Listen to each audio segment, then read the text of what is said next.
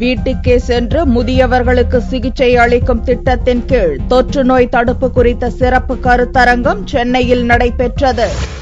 தள்ளாத வயதிலும் மருத்துவர்களின் அப்பாயின்மெண்ட் வாங்கி மருத்துவமனைக்கு சென்று பல மணி நேரம் காத்திருந்து வைத்தியம் பார்க்கும் சூழல் தற்போது நிலவி வருகிறது. இதை தவிர்ப்பதற்காக வீட்டுக்கே சென்று முதியவர்களுக்கு சிகிச்சை அளிக்கும் திட்டம் கடந்த 5 ஆண்டுகளுக்கு முன்பு மூத்த குடிமக்கள் மன்றத்தின் சார்பில் சென்னையில் துவங்கப்பட்டது.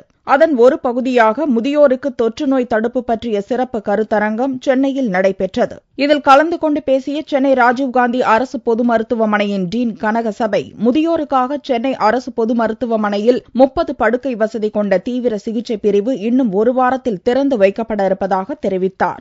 சென்னை மருத்துவக் கல்லூரி மற்றும் ராஜீவ்காந்தி அரசு பொது மருத்துவமனையில் ஜீரியாட்ரிக்ஸ் துறை, முதியோர் துறைக்காக தனியாக ஒரு கட்டடம் கட்டப்பட்டிருக்கிறது. இப்போ ஜீரியாட்ரிக்ஸ் வார்டில் தனியாக தீவிர சிகிச்சை பிரிவு இன்னும் ஓரிரு தினங்களில் துவக்கப்பட வருகிறது.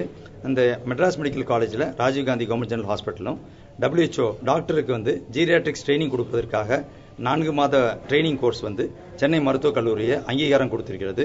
இங்கே மருத்துவர்கள் ட்ரெயின் ஆகிறாங்க.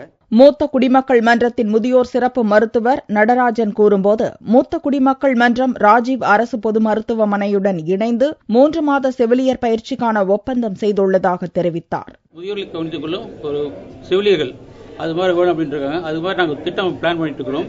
அது இப்போ நான் டீன்ட்ட டிஸ்கஸ் பண்ணும்போது அது 3 மாதம் ட்ரைனிங் கொடுத்துருவோம். சரி, அவங்களுக்கு உடனே ஜாப் கிடைச்சிருது. இன்னும் இந்த டிமாண்ட் தான் நிறையா இருக்குது கம்யூனிட்டியில். இப்போ தனியாக நர்சிங் போனால் ரொம்ப காஸ்ட்லியாக இருக்குது. இப்போ நர்சிங் எய்ட்ஸ்னு போனோம்னா ரொம்ப சீப்பாக இருக்கும். மாதம் 5000 ரூபா 6000 ரூபாய்க்கு கொடுத்தோம்னா ஒரு train nurses can attend the old people. அந்த திட்டத்தை நாங்களும் சென்னை அரசு பொறுத்த டீனும் சேர்ந்து விரைவில் கொண்டு வரணும்.